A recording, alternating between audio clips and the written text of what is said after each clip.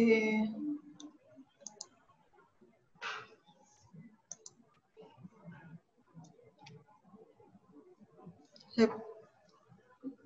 Bismillah.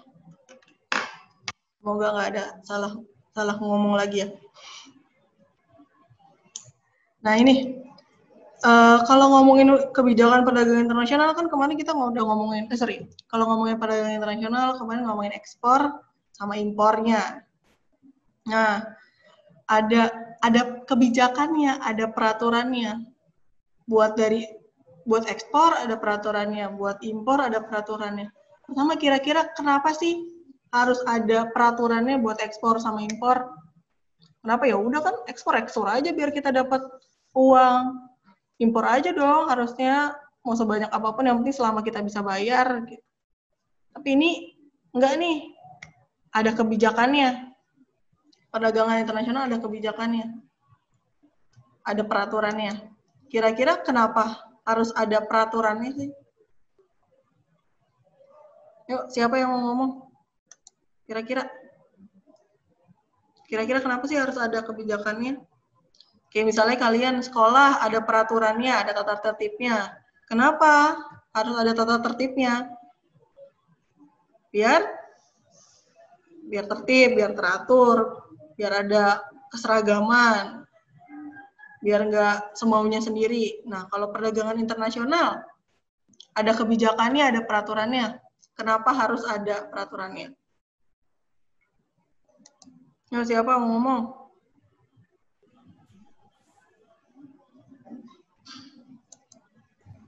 Mau coba jawab, Bu?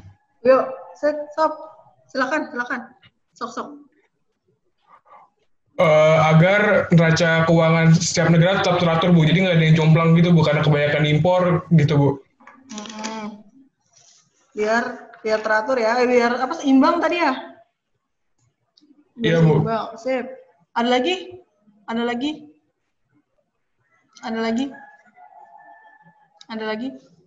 Sebelum kita ngomongin kebijakan apa aja sih yang ada sebenarnya?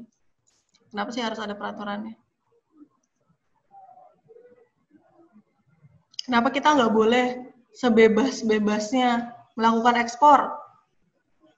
Padahal kan kalau kita ekspor barang, pendapatan kita makin banyak. Semakin banyak barang yang diekspor, semakin banyak pula yang kita dapetin. Hasilnya sama sih, Bu. Ibu mau coba. Siapa? Natasha dulu nggak apa-apa. Oh. Siapa nih? Hasil sama saya kayak Fadli, Bu, biar seimbang, Bu. Natasha, Bu. Oke. Biar seimbang sih, Bu, jadi biar nggak terlalu kebanyakan impor atau ekspor. Oke. Yang lain ada? Tadi siapa lagi mau jawab? Kalau saya, Bu, kalau menurut saya kan Indonesia kebanyakan ekspor ini ya, Bu, bahan sumber daya alamnya, bukan kayak hasil itunya ya, kayak hasil olahannya. Jadinya kalau misalnya kebanyakan barang ekspor dari SDA-nya, ntar kan padahal kan SDA-nya dibutuhin juga di Indo. Kalau misalnya kebanyakan diekspor juga kan nggak rata, Bu, jadinya. Oke, berarti melindungi SDA Indonesia, maksudnya gitu ya? Biar nggak banyak keluar, atau gimana? Iya, Bu. Terus impor juga. Kalau kebanyakan impor kan nggak rata juga nanti kalau yang ada di Indonesianya. Oke. Ada lagi yang lain? Tadi jaga. Saya boleh nambahin, Bu? Siapa? Fauzan ya? Kayak suara Fauzan. Oke. Kenapa, Jan? Iya, Bu. Kalau menurut saya gini, kan kalau Indonesia itu konsep negaranya itu benar-benar dominan harus dipegang sama pemerintah kan, nggak kayak Amerika gitu. Kalau Amerika kan rata-rata swasta semua, Bu. Jadi untuk membatasi, untuk melindungi perekonomian Indonesia, tentu pemerintah harus dominan dan punya kekuasaan lebih. Makanya itu dari awal pemerintah udah buat peraturan, sehingga kebebasan yang diberi dari awal itu bisa dibatasin. Jadinya ya semua bisa terkontrol oleh pemerintah. Karena kalau misalkan terlalu dibebasin kan, nanti malah perusahaan-perusahaan swasta yang malah jadi unggul, Bu. Jadi ya pemerintah juga harus punya inilah buat benefitnya buat negaranya. Tadi dari Fadli dan Natasha melindungi perekonomian kita ya dari segi devisanya masuk. Terus Ama bilang melindungi sumber daya kita. Fauzan bilang biar nggak semuanya dikuasain sama swasta. Pemerintah tetap punya power. Terus ngelindungin juga. Sep, ada lagi. Seru nih, ada lagi. Makin dalam nih. Ada lagi. Hah? Ada lagi nggak? Kerennya. Ada lagi. Pagi-pagi udah bahas ekspor impor. Apalagi? Sudah? Nggak ada lagi? Oke, bener ya semuanya. Intinya ya buat ngelindungi, nanti kita bahas. Nih, pengertiannya. Intinya adalah tindakan yang akan diambil. Oke. Ada iklan nih. Akan diambil untuk mengatasi kesulitan atau masalah hubungan perdagangan internasional guna melindungi kepentingan nasional. Jadi, pertama yang harus dilindungi adalah diri kita sendiri. Makanya negara membuat kebijakan itu. Melindungi siapa? Melindungi negara nasional. Melindungi apa yang ada di dalam negeri agar nggak terlalu dieksploitasi, dan yang masuk dari luar pun nggak menghancurkan apa yang ada di dalam negeri. Makanya harus ada, makanya tadi omongannya bagiannya dari Ama, dan juga bagiannya dari Fauzan, dan dilengkapi oleh bagiannya Tasya dan Fadli. Nggak mau diklik. Kenapa nih nggak mau diklik? Oke.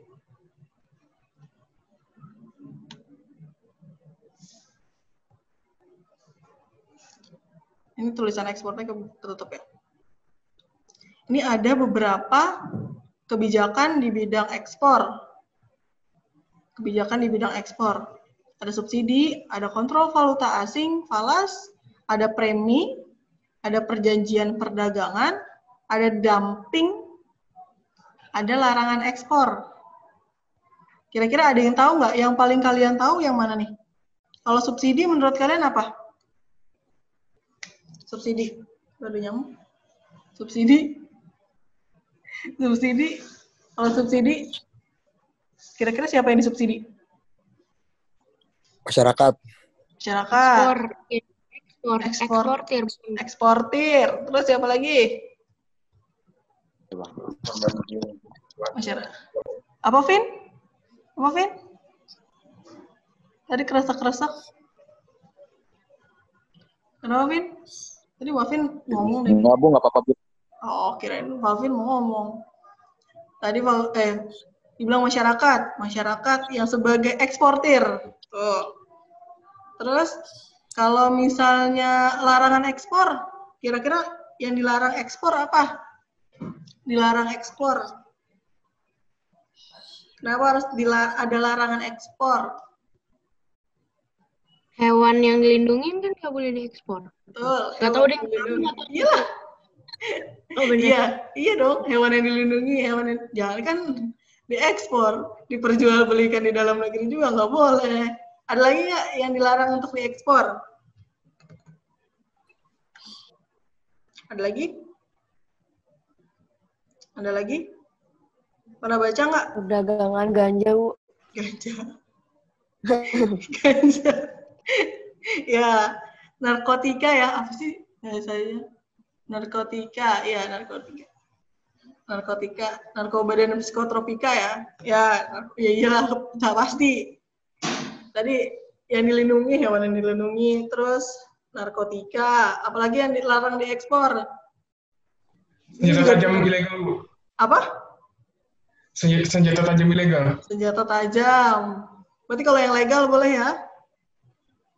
Kalau keperluan militer boleh, Bu. Apalagi? Di garis bawahnya tadi ilegalnya, ilegal. Apalagi yang dilarang untuk diekspor? Manusia, Bu, human trafficking. Oke, manusia. Tapi kalau TKI diekspor. Gimana tuh? Kalau TKI? TKI kontrak kerja, Bu. Oke. yang nggak boleh dijual, di ekspor keluar ya itu ya perdagangan manusianya ya. Terus tadi Pak Dendi ngomong lobster. Benih lobster. Betul, benih lobster, bibit lobster. Bibitnya ya, lobsternya sih sebenarnya boleh, cuman karena yang tidak boleh bibitnya. Kalau bibitnya dijual, kenapa tuh? Kenapa bibitnya nggak boleh? Benihnya nggak boleh dijual, kenapa? Kenapa tuh si bibit-bibit lobster tuh nggak boleh dijual, kenapa tuh? Ada yang bisa jawab kenapa?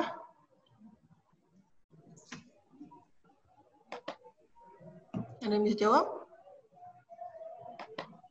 Kenapa? Ayo, kenapa? Coba dibaca, dicari beritanya. Kenapa nggak boleh dijual? Emang apa masalahnya? Yang ini bukan Bu, katanya soalnya tuh lobster gedenya susah. Gedenya susah. Ya. Terus kalau gedenya susah kenapa lagi, Le? Ya karena gedenya susah, terus kan di Indonesia aja udah marak kan penjualan lobster untuk dimakan. Masa dijual ke luar negeri lagi makin dikit dong, Bu? Pinternya Ulil, Masya Allah. Betul. Jadi kalau misalnya bibitnya dijual ke luar negeri, nah Indonesia mengembangbiakannya pakai apa? Kalau misalnya bibitnya ini kan yang bakal calon, bayi-bayinya bakal calon jadi orang tua yang akan memproduksi kembali si lobsternya itu. Betul. Ada lagi nggak yang kira-kira dilarang ekspor? Dilarang untuk ekspor. Ada lagi? Pernah dengar larangan ekspor kayu nggak? Kayu. Kayu apaan, Bu? Kayu dari pohon gelondongan. Apa? Kayu gelondongan. Yes, kayu gelondongan. Kan hutan-hutan yang ditebangin misalnya dan dijual kayunya itu nggak boleh.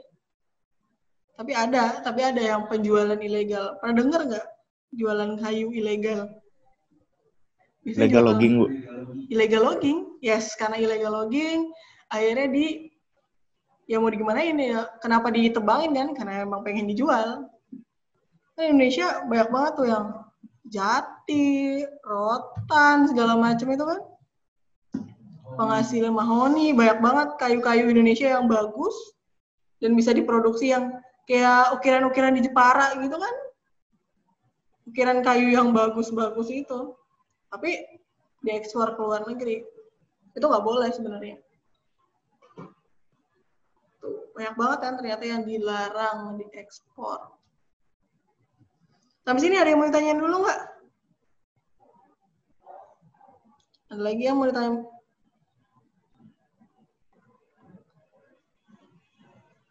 Kalau nggak ada yang mau tanya, saya tanya ini ada premi. Ada premi di mana sih kursornya? Ada premi, ada subsidi. Apa bedanya premi sama subsidi? Coba dicari. Apa bedanya premi sama subsidi?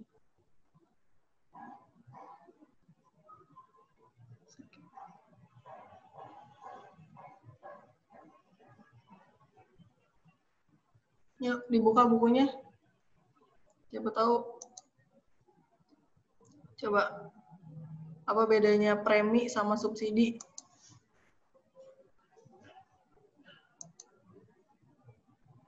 Ini yang mati-mati Saya, Bu. kamera. Siapa nih? Bu. Kaget saya. Adit. Kenapa Dit? Benar gak, Bu? Kalau subsidi itu bentuknya kan bantuan ya. Kalau premi itu kayak kewajiban gitu, Bu, yang harus dibayar gitu. Kewajiban yang harus dibayar. Dibayar sama siapa? Iya. Harus dibayar, apa namanya, kayak asuransi gitu, Bu. Premi. Ya nggak sih? Ini premi. Salah ya? Bener sih. Bener sih premi. Tapi ini premi di asuransi. Kalau preminya, premi di perdagangan internasional. Premi di perdagangan internasional. Kayak apa yang biar ini loh, biar aman gitu, buat amannya gitu, Bu, kayak kepastiannya gitu. Kalau di buku sih ini ya, Bu, mencapai prestasi ya, Bu. target-target tertentu, baru dia dikasih bantuan lebih. Kalau yang subsidi kan buat dana bantuan aja, buat semuanya.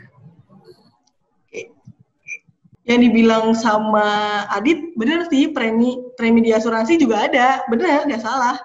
Cuman kalau misalnya di perdagangan internasional itu, yang tadi dibilang Fauzan, kalau dari buku, emang kita kalau kepikiran premi adalah biasanya yang bayar asuransi, premi iuran bulanannya premi biasanya.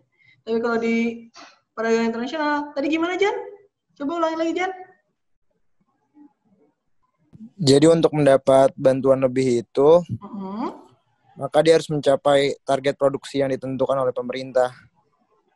Jadi ya dia harus nyampe ini doang sih, mencapai prestasi yang ditentukan oleh pemerintah, target-target produksi gitu.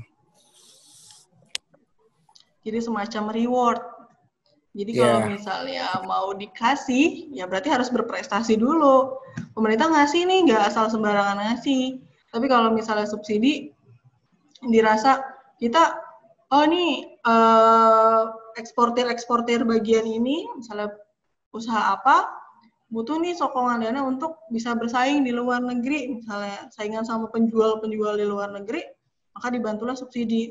Tapi kalau premi, tidak semuanya bisa dengan gampangnya dapat premi. Jadi harus berprestasi dulu buat dapat reward, gitu bedanya. Kalau dumping, pernah dengar dumping? Dumping apa? Jadi itu apa, politik dumping itu kayak itu apa sih, kebijakan yang apa tuh? Apa Dik? Yang menjual produk di luar negeri tapi harganya lebih murah daripada dalam negeri. Betul. Oh, nggak salah. Betul. Terus sama negara apa tuh yang kayak gitu? Cari tahu. Jepang bukan, Bu? Yes. Jepang yang ngejual barangnya keluar lebih murah dibanding di dalam negeri. Kenapa kayak gitu dia? Kenapa Jepang ngejual barangnya lebih murah ke luar negeri dibanding di dalam negeri? Kalau kita kan tagline kita apa? Cintailah produk-produk Indonesia. Jadi kalau misalnya Jepang bikin bete sama produk sendiri mahal dalam negeri. Kenapa tuh Jepang? Kenapa sih Jepang ngide kayak gitu? Kenapa Jepang ngide kayak gitu? Supaya dia lebih bisa nguasain perdagangannya di luar negeri gitu, Bu. Cakep banget. Betul. Nah, dia mau menguasai. Ada yang mau tanya lagi? Ada yang mau tanya dulu dari kebijakan di bidang ekspor? Kebijakan di bidang ekspor, ada yang mau tanya lagi? Nggak ada? Next ya. Tadi di bidang ekspor, sekarang di bidang kurang geser tulisan. Kebijakan di bidang impor. Ups, kepencet. Kira-kira ini ada 3 yang di-highlight. Tarif, kuota, dan strip. Kalau di strip impor tulisannya berarti ada larangan. Kalau tarif, kira-kira apa tarif? Pajak bukan, Bu? Kayak pajak bea gitu, Bu. Betul. Kenapa dikenakan tarif? Dampaknya kalau dikenakan tarif berarti apa? Dampak positif dan negatif.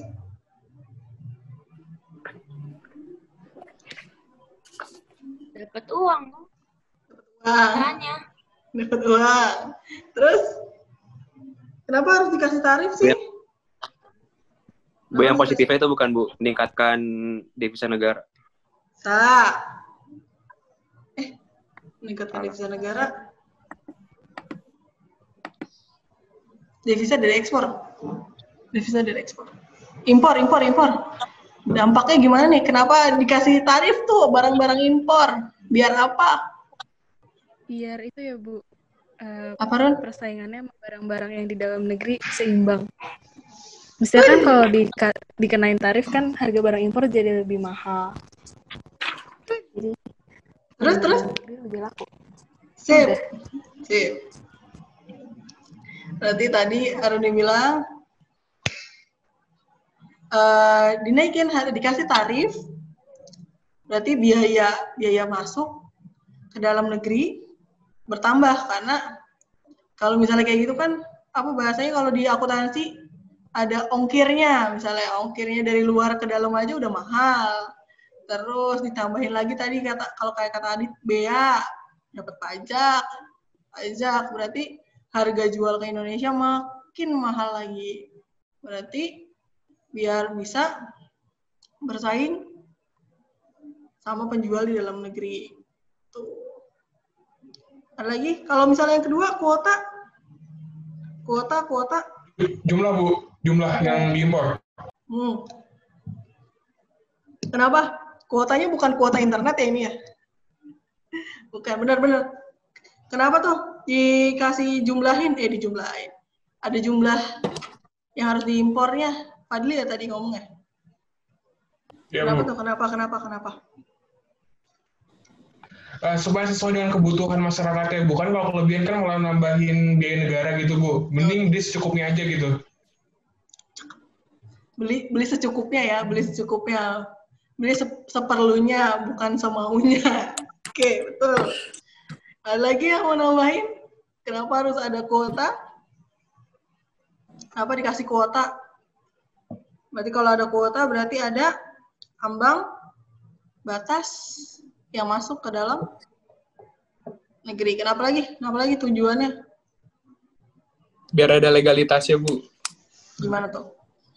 Maksudnya kalau kan setiap suatu perusahaan misalnya ingin maksudnya ekspor ke negara kitanya impor, berarti kayak harus ada perjanjian-perjanjiannya seperti kandungan-kandungan yang udah dites gitu-gitu Bu. Nah itu tuh ada legalitasnya, jadi surat-surat dan lain-lainnya tuh lebih terdata gitu Bu. Berarti demi perlindungan konsumen juga ya? Perlindungan konsumen. Sip. Terus yang ketiga ada larangan impor. Yang dilarang apa aja? Dilarang impor. Sama nggak kayak yang dilarang ekspor? Sama. Ada lagi apa tadi? Hewan. Terus narkotika, senjata ilegal, manusia. Ada lagi nggak yang dilarang impor? Dilarang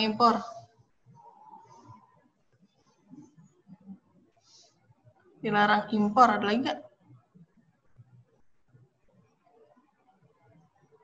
Ada lagi? Sebenarnya ada satu lagi lupa saya masukin. Jadi ada kebijakan dari bidang ekspor yang juga dimasukin di impor. Kira-kira apa? Kebijakan Subsidi bukan Bu? Betul, subsidi. Betul, subsidi. Jadi kenapa subsidi juga dikasih di impor? Kalau misalnya tadi kan ekspor ngebantuin eksportir biar bisa jualan di luar negeri, masa negara ngarang-ngalangin biar penjual-penjual di dalam negeri bisa go internasional. Kalau misalnya diimpor, kenapa dikasih subsidi juga? Biasanya subsidinya di bagian impor apa? Impor apa yang dikasih subsidi? Kira-kira?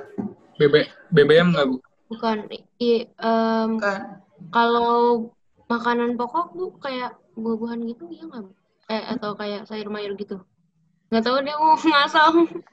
Makanan pokoknya udah bener. Oh bener. Beras kali Bu? Beras. Nggak tahu deh, ya. Beras. Makanan pokok kan banyak tuh kita impor dari mana tuh? Kita biasanya, padahal Indonesia dulu swasembada pangan, banyak sawahnya, tapi sekarang impor beras. Impor dari mana aja kita? Ada yang tahu nggak kita impor dari mana aja? Saya taunya Vietnam doang Bu kalau beras. Apa? Vietnam, terus mana lagi tadi ada yang nyebut? Juga negaranya bener tuh. Dari mana? Thailand, Bu. Thailand. Betul. Mana lagi? Mana lagi? Mana lagi? Yang berasnya agak apa ya? Ya gitulah. Dari Vietnam, Thailand. Nah, itu salah satu beras ya dari dua negara itu, Thailand, Vietnam lah, anggap dua negara ini. Dia selama COVID ini membatasi barangnya dijual ke luar negeri. Dia ngebatasin ekspornya ke luar negeri. Karena dia mau ngelindungin warga negaranya jangan sampai kelaparan. Otomatis impor ke Indonesia yang tadinya biasanya kita santai-santai dapat sokongan beras, udah mah Indonesia, orang Indonesia belum makan nasi, bilangnya belum makan, padahal udah makan roti, udah makan mie, udah makan bolu, lontong, tapi tetap bilangnya belum makan kalau belum makan nasi. Nah ini impor berasnya dikurangi sama si importirnya karena COVID. Itu dampaknya juga tuh. Dampak berarti kalau misalnya kayak gitu dampak akhirnya di akhir bisa-bisa kita terjadi apa? Terjadi apa kira-kira kalau misalnya berasnya kecukupan konsumsi beras berkurang? Kira-kira apa yang terjadi di Indonesia? Krisis pangan, Bu. Krisis pangan. Berarti kita harus mulai mencari apa? Barang. Kalau dari kebutuhan ada barang Komplement. Ayo, apa temannya komplementer? Satu lagi. Barang? Substitusi. Nggak tahu. Betul, substitusi barang pengganti atau kita harus mulai memberdayakan kembali sawah-sawah kita. Biarpun sekarang sawah-sawah udah berubah jadi apa? Udah berubah jadi apa banyaknya? Karawang tuh dulu lumbung padi zaman saya SD, dibilangnya lumbung padi. Industri. Udah jadi industri, udah jadi apa lagi? Perumahan. Nah, sini ada yang mau ditanyain dulu? Yang lain? Penjelasannya kecepatan nggak? Ada yang mau ditanyain dulu? Dari kebijakan impor dan ekspor. Ada lagi nggak? Ada lagi? Materi kita tuh cuma 2 bab loh di semester ini. Jadi saya ngajarnya santai aja, pelan-pelan. Ini cuput.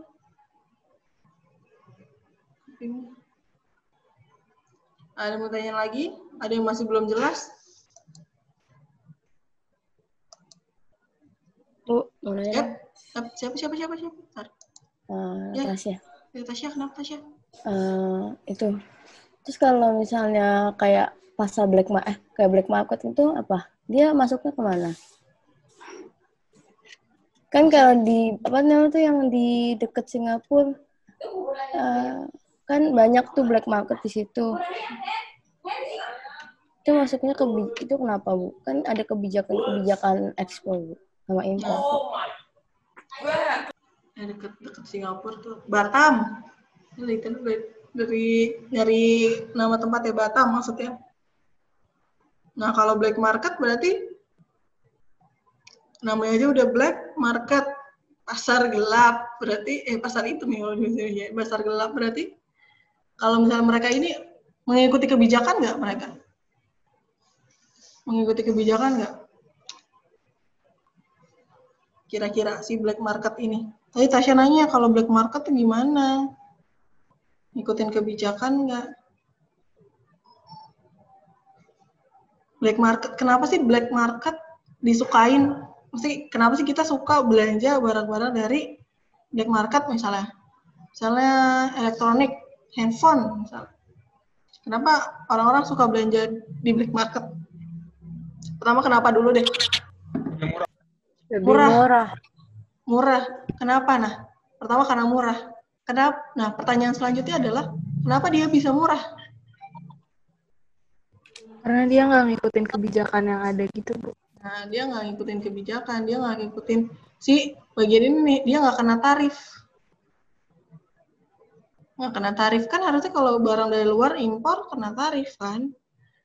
Ada perlindungannya, ada legalitasnya. Tadi ada yang ngomong legalitasnya, ada yang ngomong. Nah itu dia, makanya barangnya jadi barang ilegal, bukan barang legal. Gitu. Sebenarnya dia menyalahi aturan. Black market itu ya nggak benar.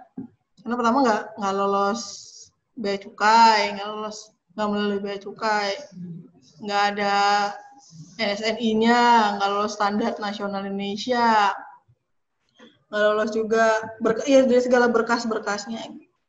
Jadi emang dia salah.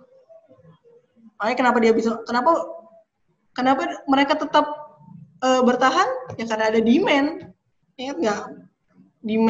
Materi demand di kelas 10 permintaan penawaran. Kenapa barang itu tersedia? Karena ada yang minta. Kalau nggak ada yang minta, ya nggak akan ada.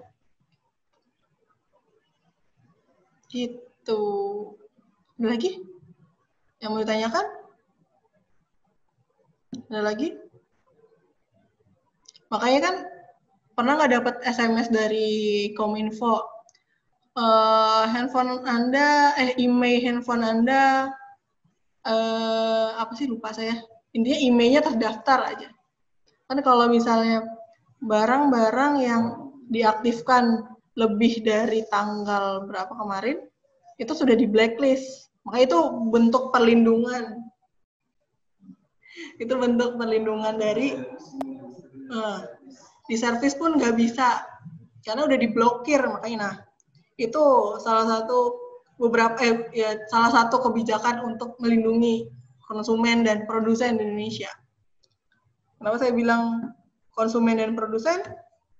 Karena importer yang legal pun jadi kena imbasnya dengan black market. Konsumen kita nggak bisa pakai lagi barangnya kalau kita udah beli biarpun murah tapi kan jatuhnya jadi ruginya lebih banyak. Karena udah kita beli handphone yang bisa dipakai. Terus importernya juga lah ibaratnya yang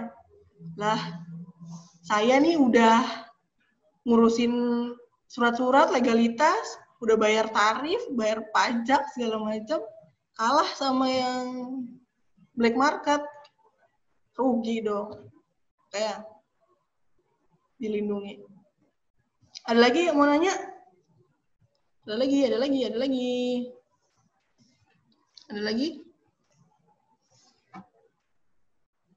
lagi? Seru.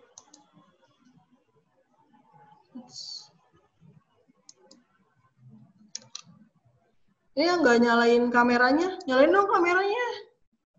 Bentar doang. Nyalain dong. Udah 2 minggu sekali Bu Era ketemu kalian. Enggak deh. Tetap seminggu sekali deh. Karena piket saya hari Selasa. Tapi tetap aja. Pagi-pagi juga nggak dikasih muka, dikasih item-item doang. Ada Pak Dendi nih, kalian nggak ini.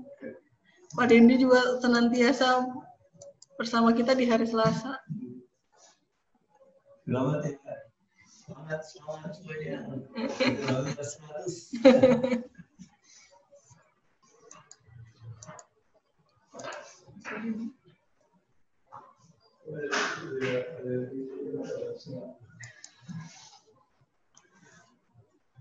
Dudu mana Dudu? Dudu hijau doang deh. Dudu. Ada lagi yang mau tanyain?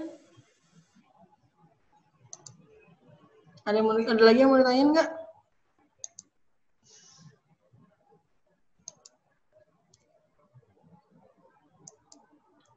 Ryan mana Ryan? Ryan suaranya mana Ryan? Ryan? Ini saya absen satu-satu nih biar dicek nih ada apa enggak nih.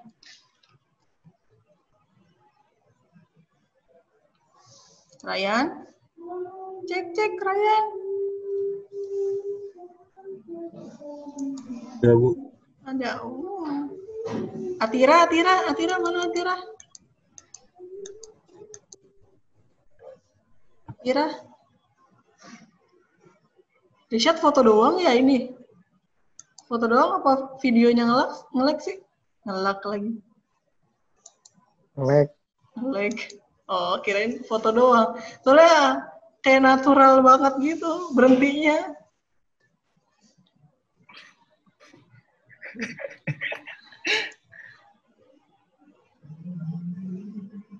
Ada Zaki. Juga udah ditampilin. Atasnya Hanun, Lutfia Natasha, Usiana, Indira, Rina, Alia, Dela Helio, Abdullah, Reza, Khalif, Fadli, Berli, Alicia, Audi, Zora, Kanaya, Farah, siapa nih? 28. Rifa.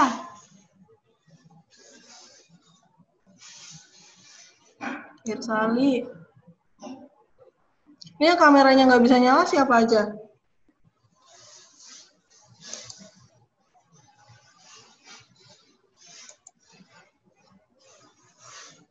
Oke. Nggak ada lagi nih yang mau tanyain. Saya lanjut ya.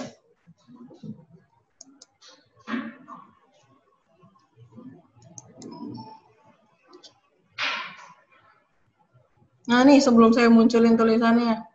Tadi kan udah diomongin tuh kebijakan-kebijakannya. Nah, balik lagi ke goals atau tujuan dari kebijakan perdagangan internasional. Kenapa sih harus ada kebijakan perdagangan internasional? Kenapa? Theo? Aku Halo, mau ya. dengar suara Theo. Sip. Theo, kenapa harus ada kebijakan perdagangan internasional? Halo, Bu. Kenapa ada tujuan kebijakan perdagangan internasional apa aja, Theo? Satu. Tujuan Kebijakan nasional. Kira-kira Satu kenapa? aja ya, Bu? Ya, boleh satu. Ya, tujuannya yaitu sesuatu yang akan dicapai atau dihasilkan instansi pemerintah dalam jangka waktu tahunan. Mungkin segitu aja, Bu. Bener nggak? Gimana? Apa tujuan, apa namanya tadi? Tujuan kebijakan nasional. Kebijakan perdagangan internasional. Iya, kebijakan perdagangan internasional. Bentar, saya gedein dulu suaranya. Yaitu sesuatu yang akan dicapai atau dihasilkan instansi pemerintah, kalau menurut saya gitu, Bu. Oke, yang akan dicapai instansi pemerintah. Oke. Andra ada tanggapan lain, Andra?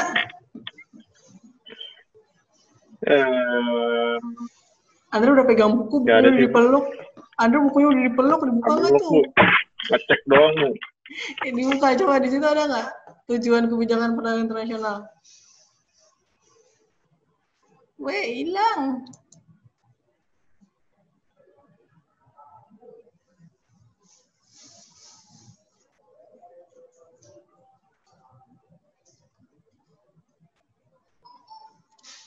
Tadi pagi lagi. Tadi pas awal-awal udah diomongin. Boleh nambahin nggak, Bu? Boleh, apa? Menyehatkan neraca pembayaran. Menyehatkan neraca pembayaran. Tadi udah dibahas tuh sama Fadli. Padahal udah dibahas tadi pagi pas pertama. Ini masih pagi juga, Deng. Pas awal-awal udah dibahas. Review aja. Nemu nggak, Andra? Ya, di sini sih ada kebijakan perdagangan internasional di bidang impor. Tujuannya? Ada kuota, tarif. Tujuannya kenapa harus ada kebijakan?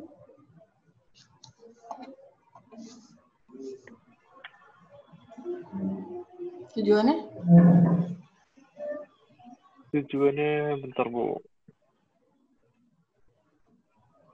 Yang lain boleh siap-siap juga. Tindakan yang akan diambil untuk mengatasi kesulitan atau masalah hubungan perdagangan internasional gitu, Bu. Berarti menyelesaikan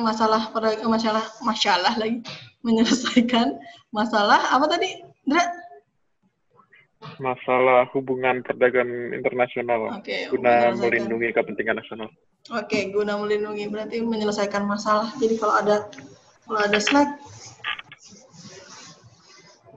Oke. Ada lagi?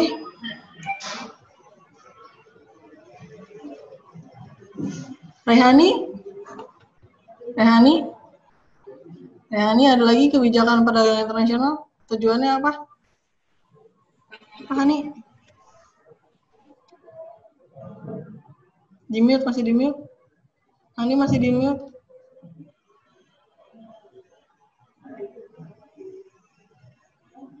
Hani masih di-mute? Oke. Apa tujuannya?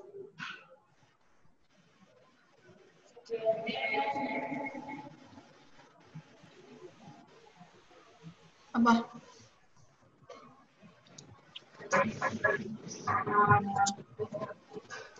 Apa kersek-kersek? Kenapa nih?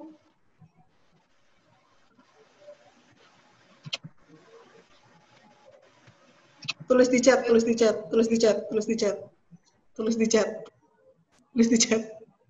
Suaranya putus-putus. Saya cari. Chatnya nggak bisa, Bu. Chatnya nggak bisa. Ya udah, ini udah mulai bisa nih ngomong ini. Gimana tujuannya apa? Buat melindungi kepentingan ekonominya. Nggak tahu, Bu. Betul. Ya. Buat melindungi kepentingan ekonominya. Ya udah itu.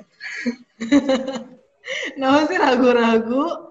Bener loh, pertama kenapa kita harus ada kebijakan? Ya pertama juga udah diomongin. Pas diomongin sama siapa tadi? Fauzan sama Ama.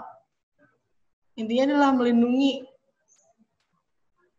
yang di dalam dulu, yang di dalam negeri kan nggak mungkin kita bikin kebijakan nguntungin orang lain kan. Pasti pertama kita harus melindungi diri kita sendiri.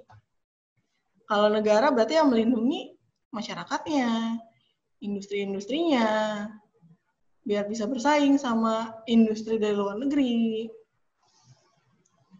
Terus harganya nggak kalah saing, jadi masih bisa tetap laku barang-barangnya. Tuh. Nah, tadi juga ngomongin mengurangi defisit saldo neraca perdagangan. Kalau defisit, kemarin kita udah pernah bahas kalau defisit berarti kondisinya defisit saldo neraca perdagangan berarti lebih banyak apa? Kalau defisit, negara kita lebih banyak pengeluaran dalam bentuk.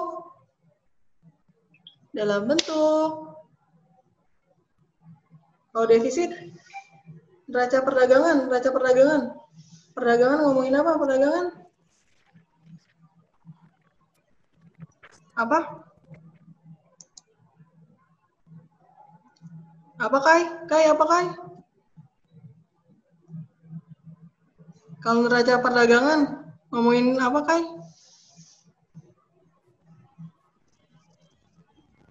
Ngomongin apa sama apa Kai? Kalau neraca perdagangan, kan ini nih, yang kedua, mengurangi defisit saldo neraca perdagangan. Nah, kalau defisit, neraca perdagangannya lebih banyak apa? Impor, Bu. Impor. Betul. Tadi siapa yang ngomong? Helga. Saya cariin siapa yang ngomongin nggak ada wajahnya. Oke. Kai tadi mana Kai?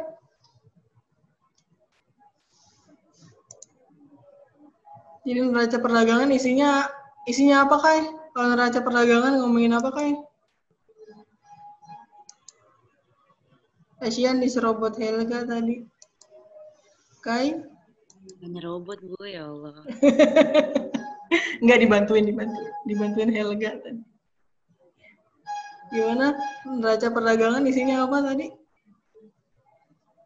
Neraca perdagangan? Kalau perdagangan internasional ngomongin apa Kai? Ekspor impor, Bu. Berarti neraca perdagangan isinya ngomongin tentang Ekspor impor. Kalau Apa gimana? Iya betul. Kalau misalnya defisit berarti apa yang lebih besar? Kalau Indonesia neraca perdagangannya defisit berarti Impornya lebih besar. betul. Kalau misalnya siapa lagi ya saya tanya ya? Richard ini kedengeran nggak sih suara saya? Richard? Kalau misalnya lawannya defisit apa, Chad? Apa Chad? Ini dong, apa namanya? Profit. Apa salah? Salah saya, Bu. Lupa sih, Bu, lama nggak belajar.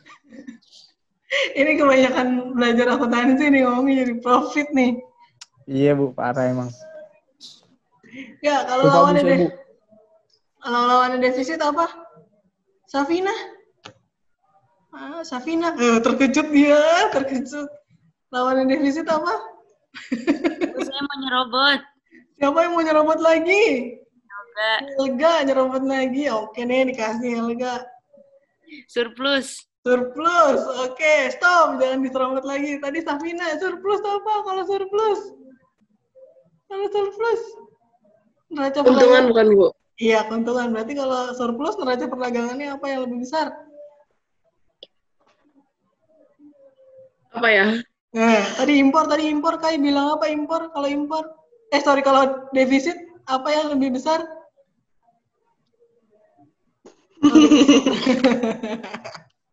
Ketahuan. Ayo. Kalau defisit deh. Kalau ngomongin defisit, berarti lebih banyak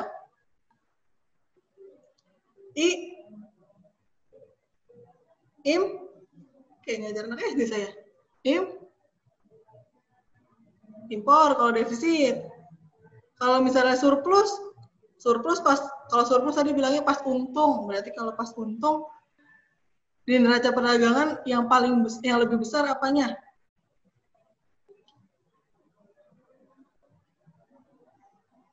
Apanya? Kayaknya udah ada yang gemes-gemes mau jawab nih. Ayo, ada yang mau nyerobot lagi? Hanun. Nah, kan? Hanun kalau surplus, kalau neraca perdagangan, siapa yang lebih besar? Apa yang lebih besar? Siapa lagi? Ekspor. Betul, daripada impornya. Kok lemes banget sih, malu, takut banget, salah. Ya, balik lagi saya ngomongin neraca perdagangan ini perdagangan internasional, ngomongnya dua, ekspor sama impor. Kalau defisit berarti impornya lebih besar dibanding ekspor. Kalau surplus berarti plus ekspor kita lebih besar dibanding impor. Berarti pemasukan kita lebih besar dibanding pengeluaran. Nah, yang ketiga, meningkatkan kesempatan kerja. Kenapa urusannya kebijakan perdagangan internasional nyambung ke kesempatan kerja? Kira-kira kenapa? Kita cari ke IPS 1 lagi tadi.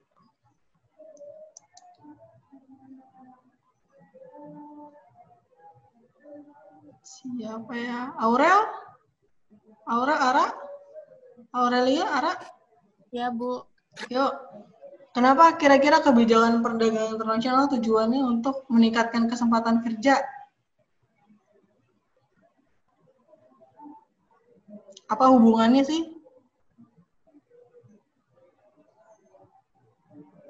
Karena perdagangan internasional juga dapat memperluas pasar.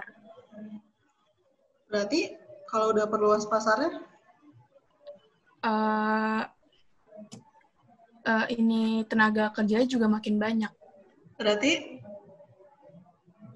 meningkatkan kesempatan kerja. Betul. Ada lagi mau nambahin? Ada lagi? Najwa?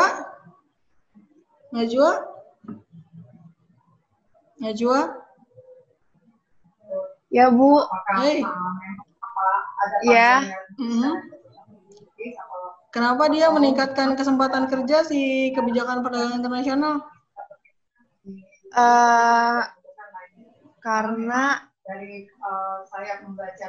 kan kalau perdagangan internasional berarti kan itu hubungannya antara beberapa negara ya, bukan cuma satu negara. Jadi pasti lebih banyak kayak lapangan kerjanya juga, Bu. Yang enggak sih? Ragu-ragu sih. Iya, benar kok. Karena kita dirunut dari awal. Karena dilindungi, sektor-sektor dalam negeri akhirnya bisa berkembang. Lalu bisa go internasional, bisa ngelakuin ekspor. Makanya jadi surplus neraca perdagangannya. Udah banyak yang beli barang kita, otomatis kita butuh tenaga kerja tambahan. Akhirnya meningkatlah si kesempatan kerja atau lowongan kerja. Jadi efek domino yang bagus ya, ini efek domino yang bagus. Tapi kalau di kondisi sekarang, kebalik jadinya. Gitu. Di sini ada yang mau tanya lagi? Ada yang mau tanya dulu lagi? Nggak ada? Silakan cek assignment e-labs-nya yang tanggal 4 Agustus. Tanggal 4 Agustus. Makasih, udah selesai materi saya hari ini.